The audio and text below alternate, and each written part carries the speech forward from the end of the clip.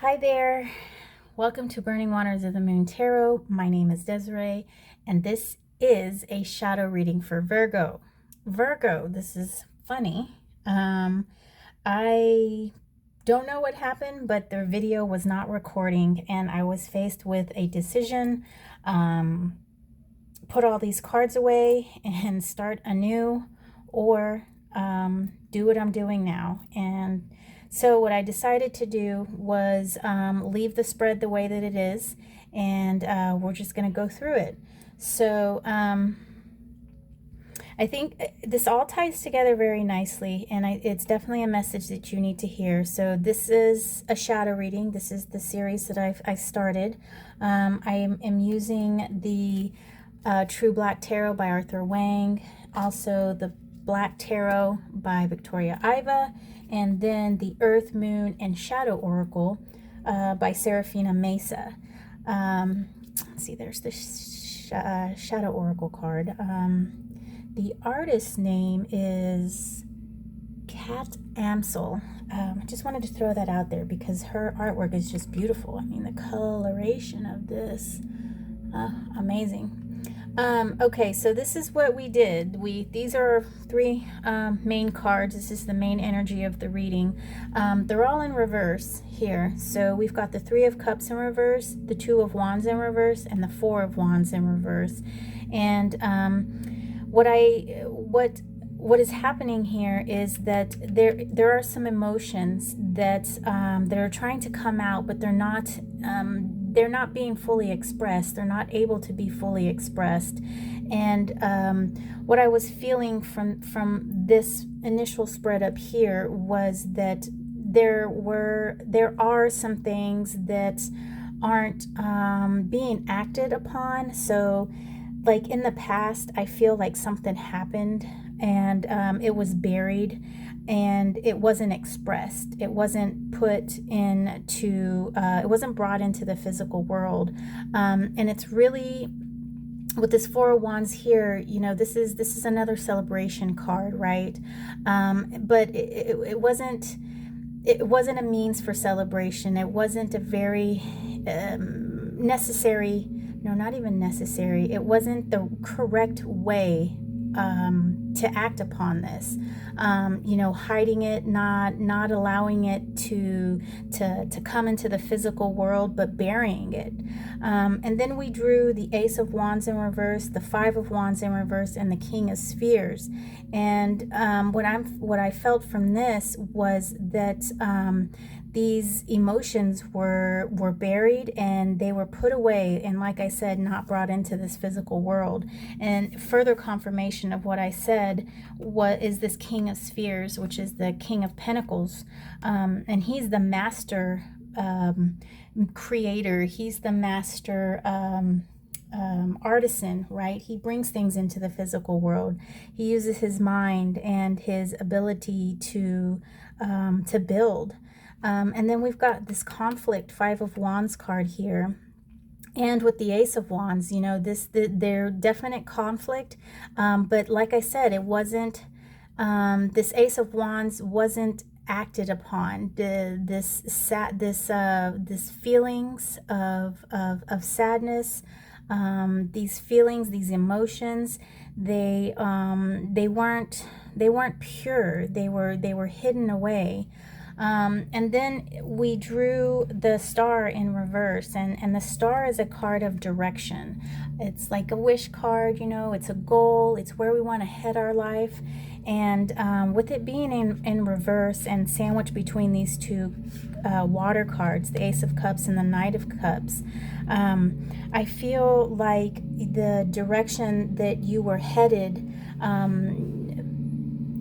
the direction that you decided to head towards wasn't quite the right one. These feelings are, let's see, these feelings came into existence, but however, with the Star, the Star in reverse, they weren't put on the correct trajectory, right? They were carried by this Knight of Cups in the wrong direction. And so there was a lack of action here. There was a lack of taking action on these feelings. So then we come to the Four of Wands in reverse, and on that we drew the Five of Spheres, we drew the Eight of Spheres, and then the Five of Cups. And so, like I said, this burying of these feelings, of these emotions, is kind of putting a sadness, a feeling of loss, right? Because we have a 5 here and a 5 here, 5 of Pentacles and a 5 of Cups. 5 of Pentacles is of loss, 5 of Cups is sadness, and with 5 of Spheres being in reverse, it's triple, not triple, but it's an enhanced type of loss, and I'm getting the feeling that it's kind of pouring over into your physical life. So it's pouring over into your physical life, and it's just bringing just the overall feeling of bleakness. And you know, I went into this whole diatribe.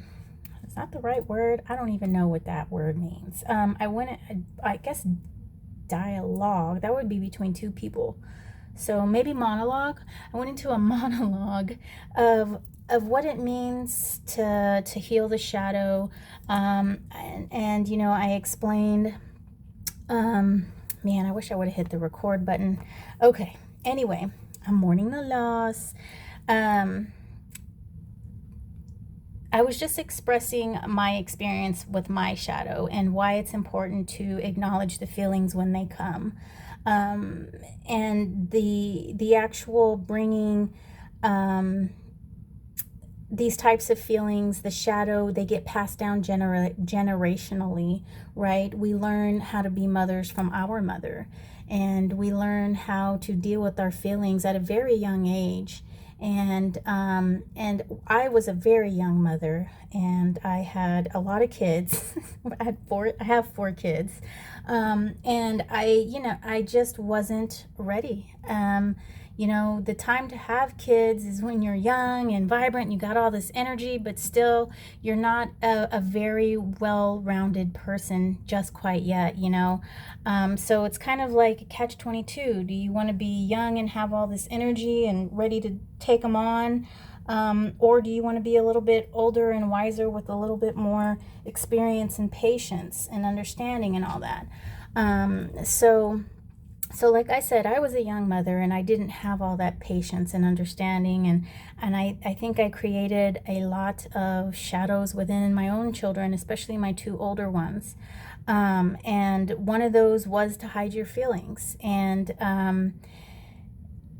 unfortunately, those hidden feelings are the things that turn into the shadows. And when that happens, and when it's time for us to work on our shadows, the shadow usually really only needs acknowledgement. You know, it really only needs that, like, hey, yes, I see you, I feel you, I know you're there, I understand how you feel, and let me give you a hug, and let's go get some ice cream.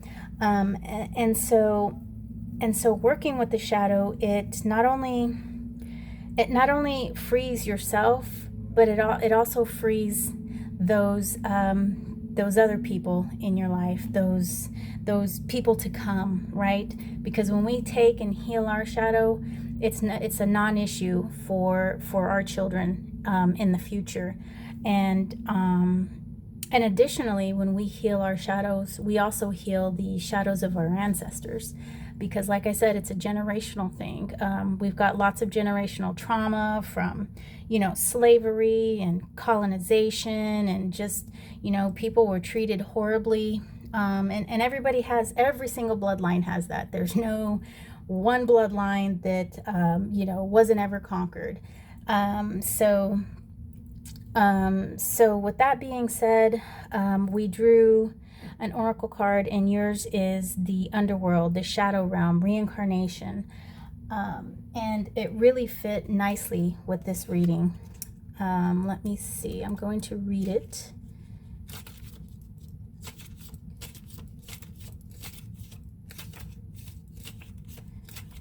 Okay. With death, there is always rebirth. Deepa Sanatani.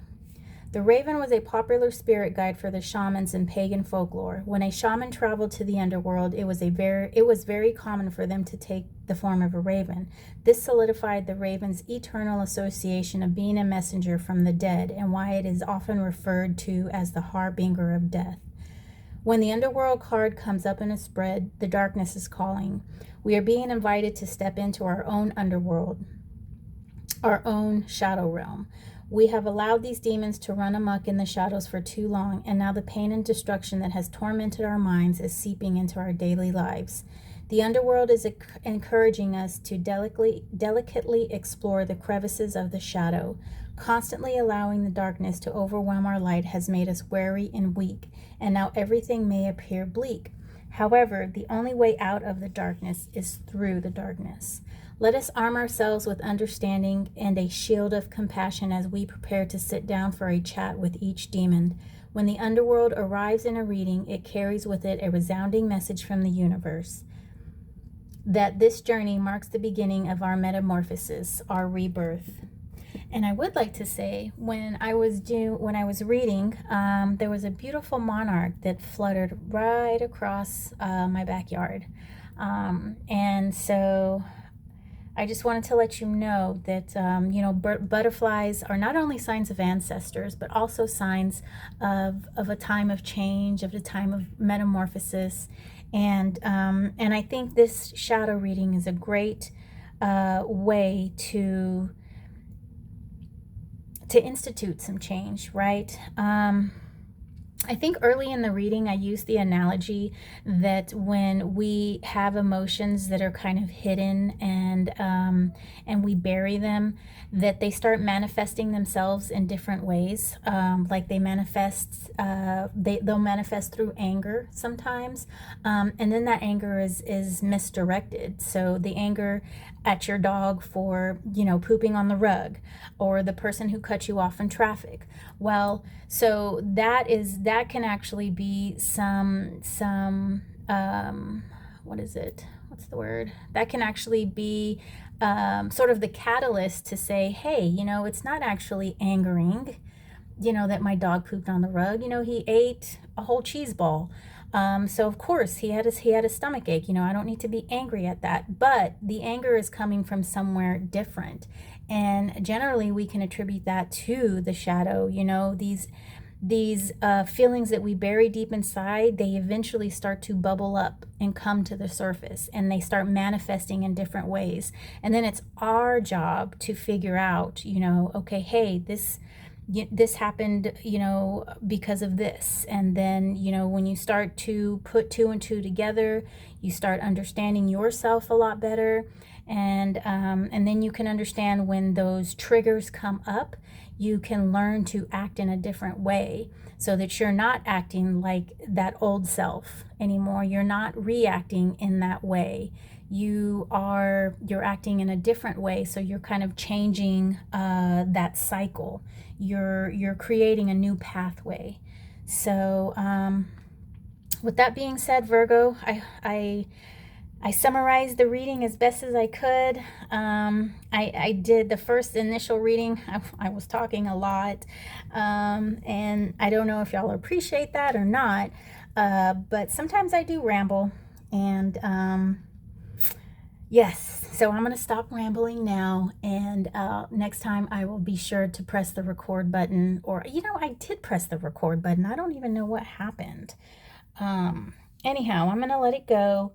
And that's just my perfectionism coming out. I am a sidereal rising Virgo, so sometimes I do have some of those perfectionist qualities that I can't shake.